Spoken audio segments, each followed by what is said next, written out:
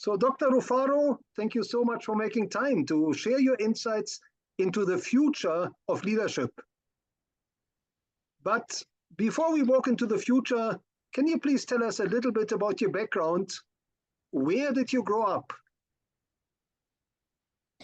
Yeah, I'm not sure whether you have ever had a Rufaro as much in South Africa. So Rufaro, I was born in Zimbabwe. That's where I grew up, and went to boarding schools.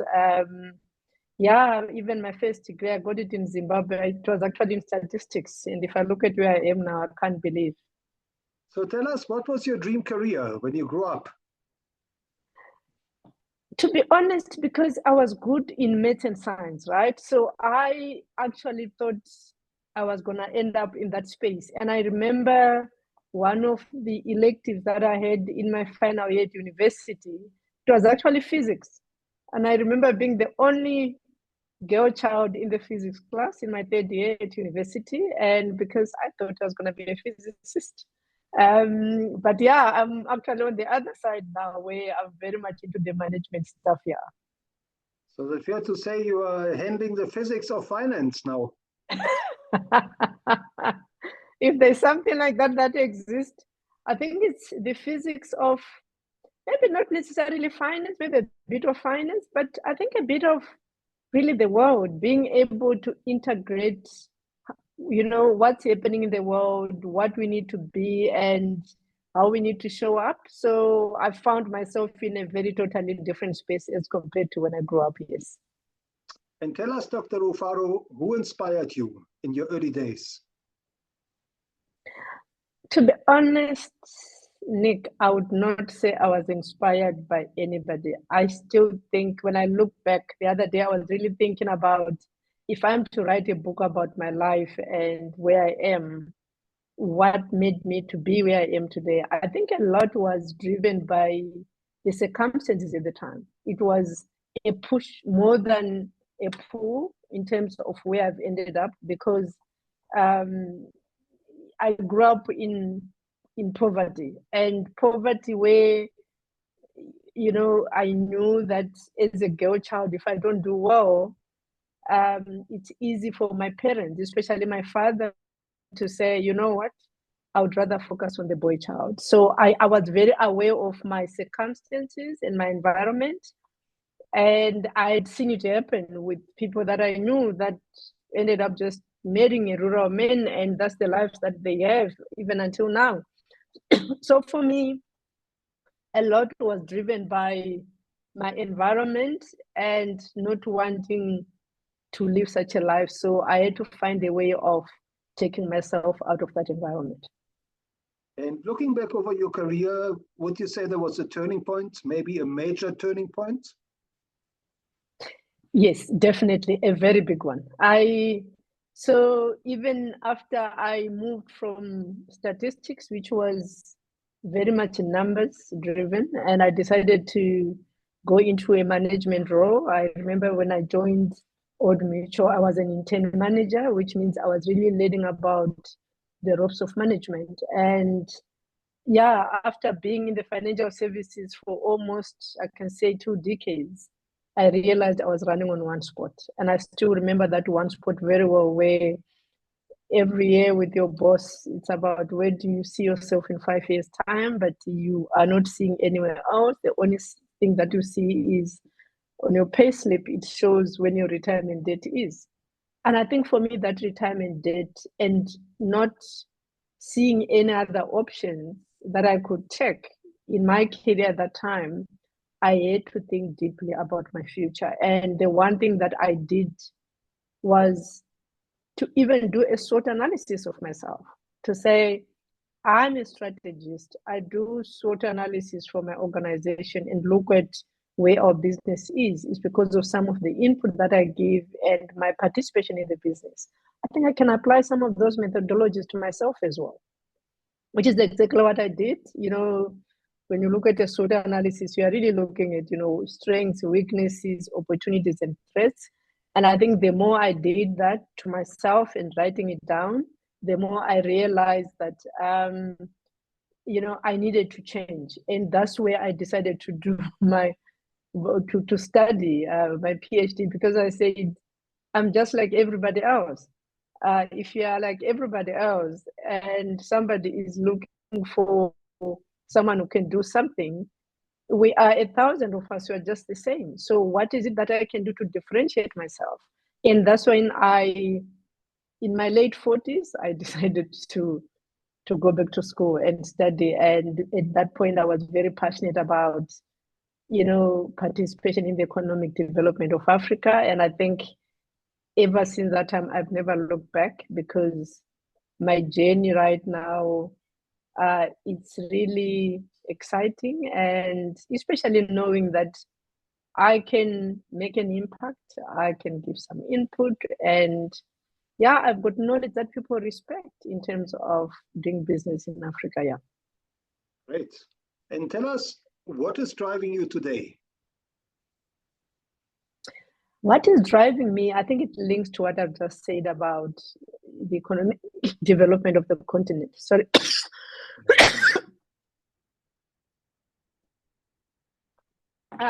So I've realized that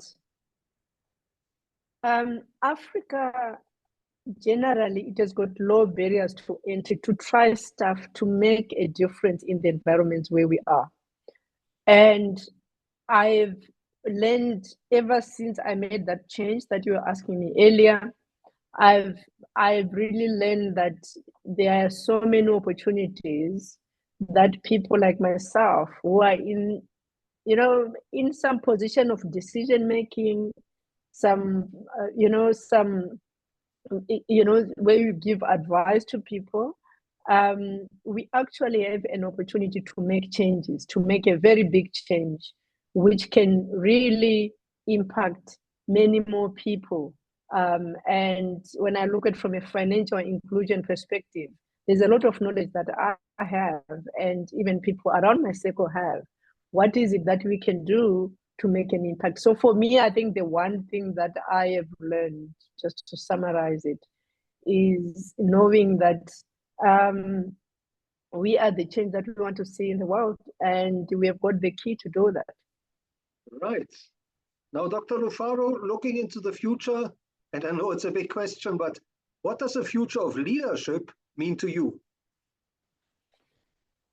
The future of leadership, if I look at the leadership of the past, let's say 20 years back or even 30 years back, yes, it was very much, just the financial returns. But if you look at the world that we are going into, if you look at like the climate change, the impact of the climate change, for example, and me, I think being exposed to a lot of African countries and the challenges that they deal with, I really feel that the future of leadership lies in understanding ESG, really being able to understand the environment, the social issues, and governance that we put around that, because one can still make money if even when people are being sensitive to social issues. So for me, the future really lies in being, that conscious leadership, integrity, but really putting ESG in our decision making, and making sure that if you look at, for example, from an inclusion perspective, it's quite important to also have women around the table, because if it's a decision that is going to impact, it can be school kids. There are girl school kids there. So it's important to have women also being part of the decision making, because they know women, they understand women issues, and whatever decisions that companies make, they will then be inclusive in the future. So for me, being very socially aware and sensitive about ESG and inclusion issues, that should be the measure of leadership into the future. Thank you. And tell us, what have you learned from your own leadership journey that you consider most important for developing future leaders? Sorry? In other words, what is it we have to do more to develop future leaders, to enable future leaders, to empower future leaders? Future leaders need to volunteer time. They need to volunteer time to issues that are very close to their heart. They need to volunteer time to inspire other people, to mentor other people. Like if I look at myself, what I've learned a lot, if I look at where I am now, when I went onto that spiral where I said I was running on one spot, I realized that all I did was I went to work, did my job, go back home, focus on family, but I was not socially aware and consciously aware about my environment. But ever since I made the decision to say, I am not gonna run a life where, I just run on one spot and I'm not socially aware. When I did that SWOT analysis and I decided on the journey, my learnings were very much around, yes, we need finances to be able to survive as a people, to look after ourselves, our families, and a whole lot of other things. But it's quite important to participate in what happens around us. So for myself, I do volunteer. Like there's an organization called Women in Tech. It's a global movement. I participate there as part of the advisory members in South Africa and Africa. I also participate as an international advisor on the Sherry Blair Foundation. It's also my time that I volunteer. I also volunteer on the Financial Planning Institute. It's a body for financial advisors in South Africa. I also volunteer my time there. And I'm usually very available for those that, let's say, they reach out to me like on LinkedIn, they want to have a coffee, they want some input into at times career decisions. So I really volunteer my time. And one of the things that I that really gave me kind of that cherry on top was during COVID. Just as much as I was navigating COVID and the journey, my future journey, because at that time I had just qualified with my PhD. I decided to mentor one of the ladies in Women in Tech, and she was actually based in Australia. I remember I had about 3 mentees, but the one in Australia, I remember saying to me, you know what, I'm stuck in my house, I've got a brilliant idea, and I'm not sure whether I should pursue this idea. What about my job? And I said, a lot of people are now doing side hustles, especially us in Africa. I think we are so used to hustling anyway. And I really encourage you to say, you are sitting in your house, so if you can give your work, the time that it deserves, but then whatever spare time that you have, even if it means you wake up early or go to bed late, and you put a lot of time into your idea, you can really make it become, real. And who knows where the world is going to take us. It was nice a few months later when she wrote a very beautiful post on LinkedIn in terms of our conversation and what she actually became in the end. In the end, this idea became quite brilliant. She ended up leaving a job. It's not like I wanted her to leave a job, but the fact that she could see this idea creating businesses, and also especially giving other opportunities to other people so that they can make money and create wealth. For me, that was really brilliant. So for me, I think it's just one of those stories that remind me of, if you really go out there and give, there's a lot of satisfaction that comes out of it. Definitely. Now, Dr. Rufaro, these are challenging times as the world stumbles from one crisis into the next. What is your advice for future leaders in terms of challenges? What are some of the biggest challenges they should expect to encounter in their career and hopefully overcome? Yeah, I think if I look at future leaders, I can foresee them managing people that are older generation and also new generation. Older generation, I think there's a tendency of really sticking to, you go to work, you do your work, and they focus on the financial returns only. many of them, even though there is a lot that are also changing over time. But when you look at predominantly in the new breed of leaders that are coming up, or even those that are going to management, there's a lot of wanting to give back. Yeah, the social responsibility becomes very apparent for them. So for any leader who is going to manage such a diverse team, it's quite important to understand the different lenses that the young and the old tend to look at issues. And then it's all about how do you navigate across the spectrum and being able to bring everybody to a common understanding so that however you solve the issues, nobody's going to feel like they've been left behind. So for me, I think it's really being very consciously aware of what's happening in the world, what's important to people, and at times making an effort to understand people's background, because the more one understands someone's background, the more one also can relate to some of their viewpoints as well. And how does one then navigate through these different viewpoints, really acknowledging where people are coming from? So it's about being diverse.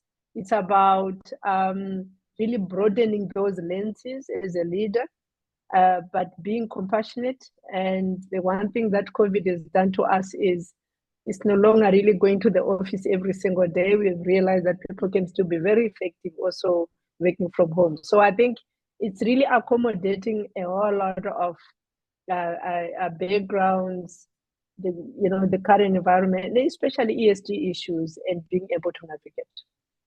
And Dr. Rufaro, if you were to design a curriculum for future leaders, what are maybe one or two new skills you would want to factor in and maybe even teach? The first one, definitely for me, spending time onto the continent. I would create curriculum on doing business in Africa, because there's a tendency of thinking that Africa is one country, and the world forgets that it's 54 countries. And I think it's the only continent with so many countries, which means there are so many different regulatory landscapes. And I've actually created a masterclass on that, on doing business. So doing business in Africa, because Africa is the future. If you look at it from a population perspective, Africa's population growth surpasses all the other, if you look at the growth rate, surpasses all the other continents.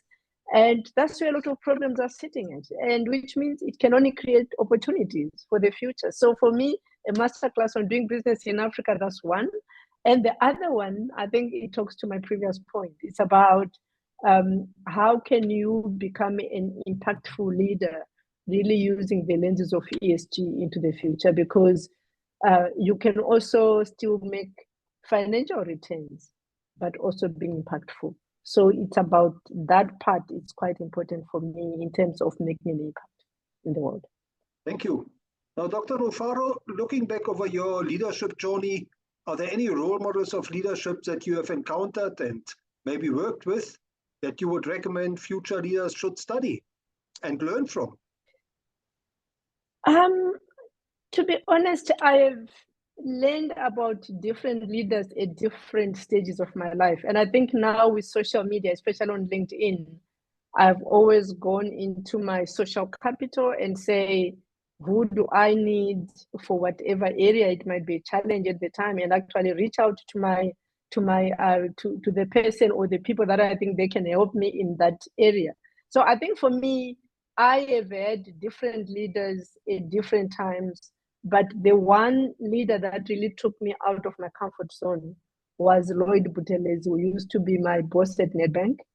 And I still remember when the first time when we were doing our road shows, and he said, you are going to be the MC. To be honest, I used to be frightened to stand in front of people. And when I look at so many years down the line, if he did not put me into that position, a part of me wonders whether I would have become the person that I've become, where I become very comfortable speaking to people and really connecting with people as well. But yeah, so definitely Lloyd Buthelezi, I know that at the moment he is at Standard Bank. He really took me out of my comfort zone and learned a lot about myself. Great.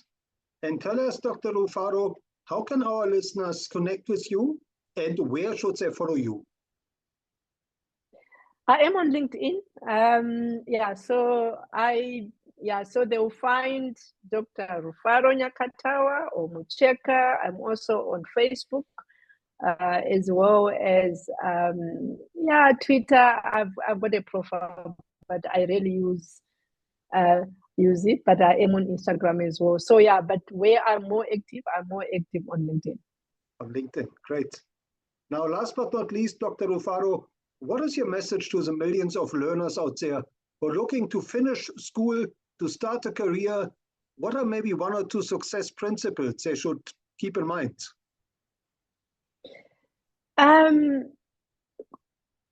Continue dreaming, because it's you and you alone who can make your dream a reality. And it's quite important for anybody to really associate with people that would help them grow rather than people that are going to minimize them. And I think for me, I end with the quote that I love a lot, by Mahatma Gandhi, which says, "Be the change you want to see in the world," because you really need to take that leadership of both your life and your neighborhood and your environment. You are the change that you want to see. Be it, and you can be.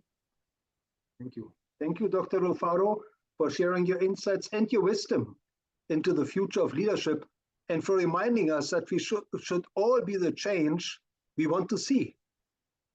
Yes, definitely. And thank you so much for this opportunity, Dr. Nick.